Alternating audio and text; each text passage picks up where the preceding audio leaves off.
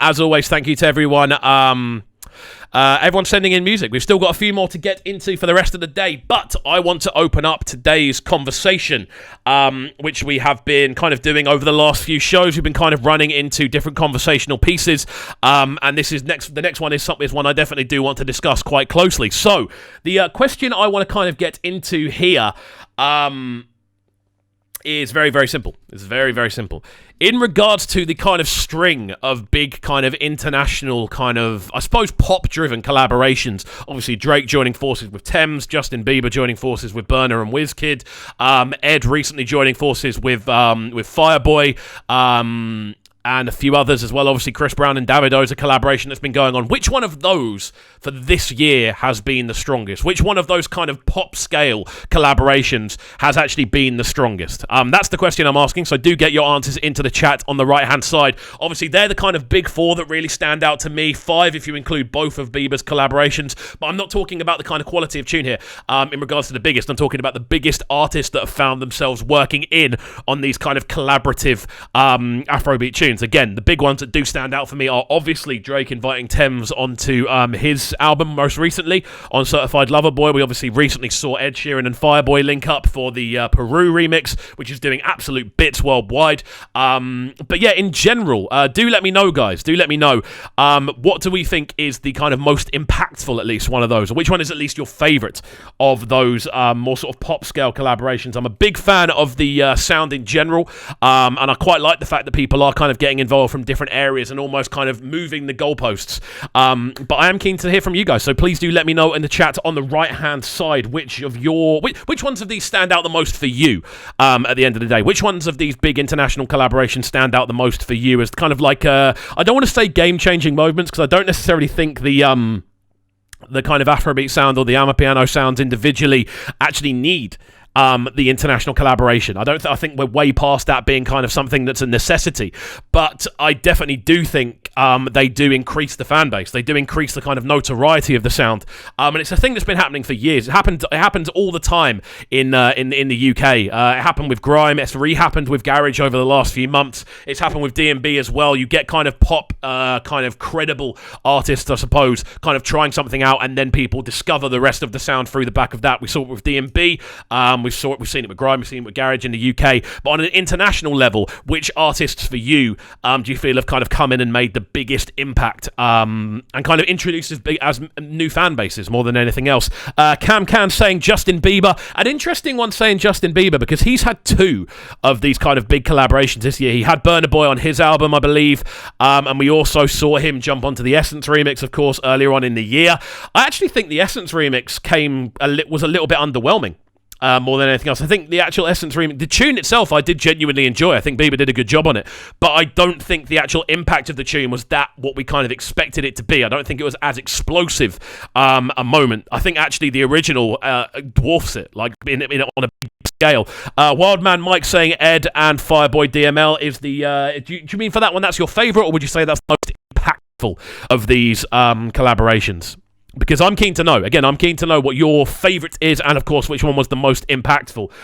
For me, I'd probably say the most impactful is most likely going to be Ed and Fireboy DML, purely because of the way it was kind of announced more than anything else. The fact that it was announced in such a kind of cool way. It was quite under the radar. There was a week kind of build-up.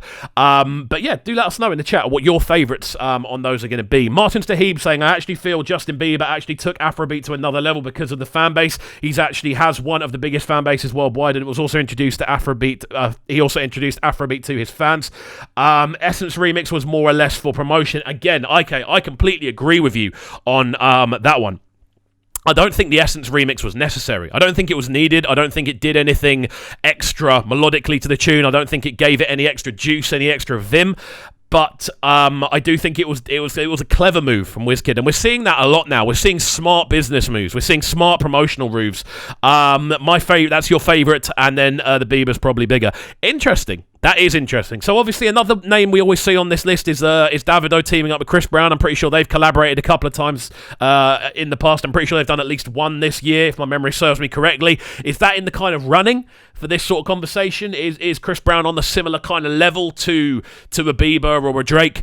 No one talks about Sire featuring Burna Boy. That Afrobeats was unexpectedly fire. Very interesting point as well. Sire is definitely in that kind of upper echelon of pop bracket.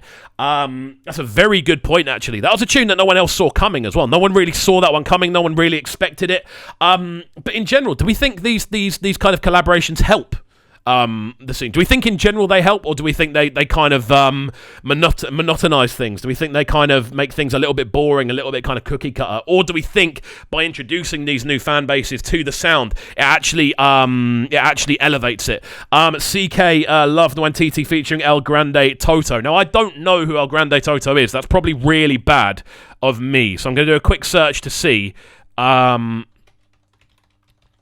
Let's have a little look. El Grande Toto. Okay, cool. So El Grande Toto was a massive deal. Okay, that's cool. Fair enough. I'm assuming it's a South American Donny. Let me have a little quick look. Nope. Calm down. Oh no, Morocco. Oh, very interesting. So North African. Interesting. Very interesting indeed. I was not aware. But yeah, going through this, Duku saying it's hard for me. I prefer the direct, fresh recordings than remixes. So looking at the eventual end product and the impact, I'll say Davido and Chris Brown. Sire and Burna Boy wasn't Afrobeats though from IK Fuego. The original version of Essence was great, but bro, the remix took it to another level, and it entered the Billboard. If I'm correct, it was a great and needed feature. That comes from Martin Stohib. Interesting. Again, do we kind of put the idea of something being a Billboard feature as bigger than just like a lot of streams and sales? Like it's an interesting one. It can go back and forth for hours. It's why I like doing these conversations on this chat, and I love seeing so many of you in the chat actually getting involved as well. Tiwa and Brandy, let's not forget the women. Again, another very good example. I don't know if I'd put Brandy on the same kind of international kind of fame level as the names mentioned above, but definitely a very established R&B name at least, and definitely a collaboration that worked. I feel out of all of them, that was the collaboration that kind of made the most sense to begin with, and it also was one that fitted really, really well. But then again, I do also think that the collaboration between Ed and Fireboy worked very, very well. Ed Sheeran and Fireboy have broken a lot of metrics, and it'll keep coming, really. That's from Aduku. Again, I definitely think in the long run, the Ed Sheeran remix will probably end up being the biggest. That's not because Ed is the biggest artist, because I'm pretty sure Drake does better.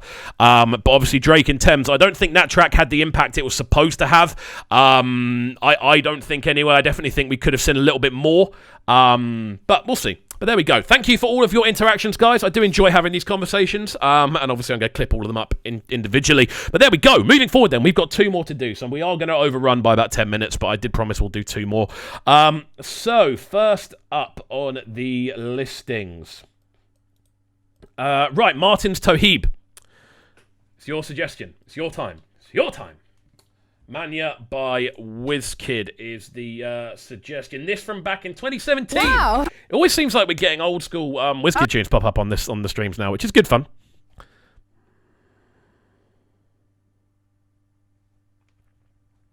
Carrying on the above topic, actually, Kome saying Afrobeats was introduced to the whole of Asia, Latin America, North Africa because of the feature of El Grande Toto in Love Nwantiti. It's a very good point. It's a very good point. Again, I come at things from a very Western perspective, so I'm probably quite biased in the way that I kind of look at things. I kind of look at the kind of Western-speaking world before anywhere else, which is, again, entirely natural, but doesn't paint the entire picture of growth of a sound. It's a very good point on there. Obviously, that El Grande Toto feature on Love Nwantiti. I've just had a little look around at the stats and stuff, so clearly someone that's doing massive bits standalone. It's definitely a cool addition to add on to that conversation as well. Very, very interesting stuff. Very interesting stuff. Guys, I really enjoy having these conversations, so there we go. Sounding so good right now. But they're sounding a bright and town. Press, place. Who's the boss man? Yo, this is Skepsis and you're listening to CubReacts. Make sure you subscribe to the YouTube channel right now, CubCamTV. Stay locked.